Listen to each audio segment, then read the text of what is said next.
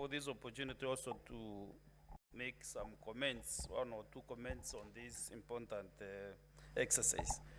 Mr. Speaker, many Kenyans are wondering why the Deputy President is being impeached. And they are saying if he is to be impeached, him and the President should be impeached at the same time. Mr. Speaker, the articles in the Constitution, our Constitution has given the National Assembly and the Senate this mandate to do this exercise of checks and balances to our public officers. And Mr. Speaker, Article 145, which we used this afternoon even to determine whether to proceed or not, is very elaborate on how to the process of impeaching the Deputy President or the President.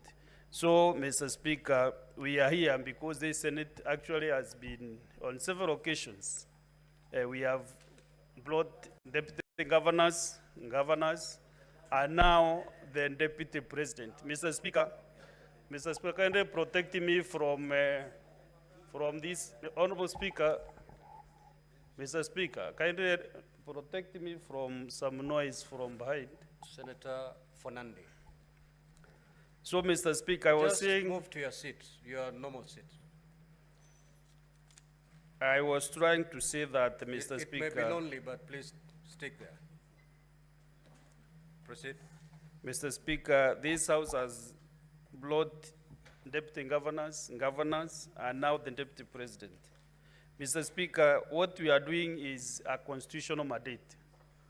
And therefore, I will ask Kenyans that they should bear with the Constitution. It is the Constitution which has brought us where we are. I want to thank the parties that were here for the last 2 days, the parties representing the Deputy President and the parties representing the National Assembly, Mr. Speaker. All these senators have been sitting as judges for the last 2 days and nights. And Mr. Speaker, it is only that this is a court, like a high court. Only that judges in the high court or the courts do not discuss the cases that they handle, but they meet and discuss, and then they make the decision. And then the decision is learned by maybe the president of the court. But because now we make a decision through a vote, that is why, Mr. Speaker, we find ourselves here. And this evening, these jurists will make their decision in one or the other.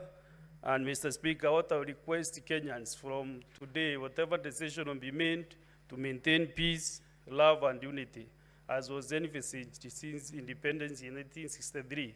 Because, Mr. Speaker, where we are, a decision will be made by the Senate in one way or the other, either to impeach the Deputy President or to appoint, or not to impeach, not to impeach, Mr. Speaker. And I want to talk to the people that represent the Meru community. I want to assure them that whatever decision their senator will make is for the best interest of the Meru people. And I want to assure them that their future will be bright, if not more bright, Mr. Speaker. And what they need is service delivery, not individuals. Whatever decision that I'll make is for their best interest, because they elected me to make some decisions. Some are soft decisions or hard decisions. But what they need at the end of the day, they will ask their senator for 5 years, what have you done for us? But as I finish, Mr. Speaker, I want to encourage all of us in a verse from the Bible, Thessalonians chapter 5, verse 18, which says that in every situation, no matter what the circumstances, be thankful and continually give thanks to God.